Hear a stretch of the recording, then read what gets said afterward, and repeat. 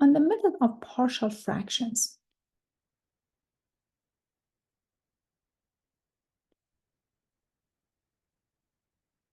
So for example, I ask you to break, for example, a very simple fraction into two pieces. 1/6 can be written as the sum of two fractions. This is pure basic algebra. You're going to say that, hey, since 6 is 2 times 3, I can write it as 2 and then 3. But what are the numerators? In order to find the numerators, I'm going to assign A on top of 2, and I'm going to assign B on top of 3. If I take common denominator,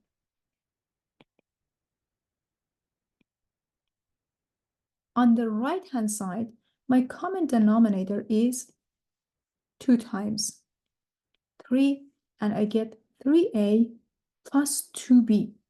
So here you have 3 times A plus 2 times B.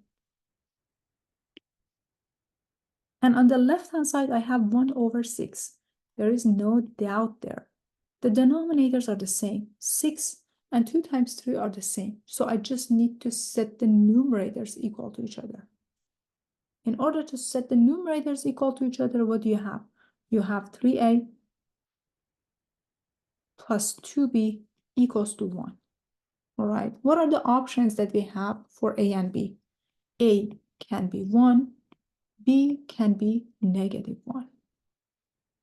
So 1/6 can be written as a half minus a third. So I broke down 1/6 into the summation of two fractions, a half plus -a third. So this is the idea behind partial fractions. This is what we try to do when we are breaking down a larger fraction or larger rational expression into simpler rational expressions. So let us take a look at this. I ask you to calculate the following integral.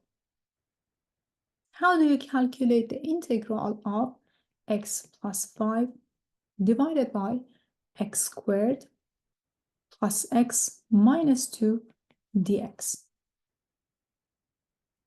You can use u sub, but if you use u sub, do you have the exact quantity on the numerator? If this is your u on the denominator, your du must be 2x plus 1 dx. But I don't have 2x plus 1 on the numerator. They are different things. They are not the same. So since these two are not equal to each other, we have to go to a next method. And this guy is dx. What's the next method? The next method is using partial fractions. So u sub doesn't work here. We're going to apply the method of partial fractions. So in the method of partial fractions, we're going to take this larger rational expression and broke it down into smaller piece. So you have x plus 5 divided by x squared plus x minus 2. This guy can be written as the summation of two simpler fractions. First, pay attention to the denominator. The denominator is x squared plus x minus 2, which can be written as x plus 2 times x minus 1. X plus 2 goes on the first fraction, and then x minus 1 goes on the denominator of the second fraction. Then you figure out what a and b or the numerators are. So here we go.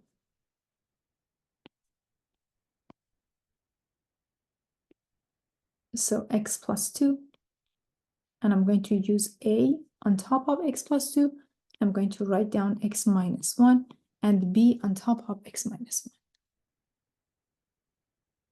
Let us take common denominator.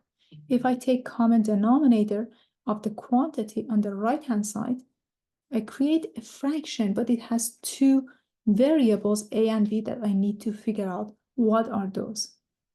Take common denominator. This guy is equal to a times x minus 1 plus b times x plus 2. On the denominator, you have the multiplication of these two quantities, these binomials, x plus 2 times x minus 1.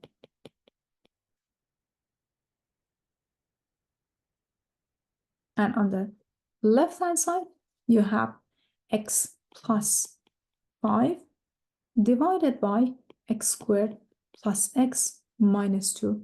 But please note that the denominators are the same, so you need to set the numerators equal to each other. So set x plus 5 equals to a times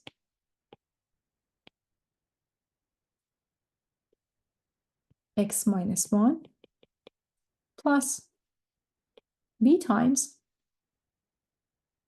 x plus 2. b times x plus 2.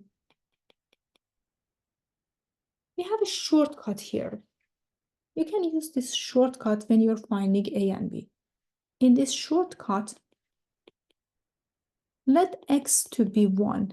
When x is equal to 1, your left-hand side becomes 6, your right-hand side becomes a times 0 plus b times 3. So 6 is equal to 0 plus 3b, or 3b is equal to 6, or b is equal to 2. Okay, it wasn't that difficult. I found b, which is 2. What is the value for my a? To find a, plug in -2 to get rid of b. Set x equals to -2. So 3 on the left-hand side is equal to a times -3 plus b times 0. So 3 is equal to -3a plus 0, or -3a is equal to 3, or a becomes -1. Hey, I found a as well, which is -1. I was able to break down this rational expression into the summation of two simpler fractions. Now what? Now I need to take the integral. The integral of x plus 5 divided by x squared plus x minus 2 dx can be broken down into the integral of these two fractions, -1 over x plus 2 plus 2 divided by x minus 1 dx, which is much more easier to calculate. The very first integral is negative integral of dx divided by x plus 2. The second integral is 2 integral of dx divided by x minus 1. But remember that if you have the integral of du divided by u, it is ln of absolute value of u plus c. Very good. We are almost done. This is minus ln of absolute value of x plus 2 plus 2 times ln of absolute value of x minus 1, and add the constant of integration.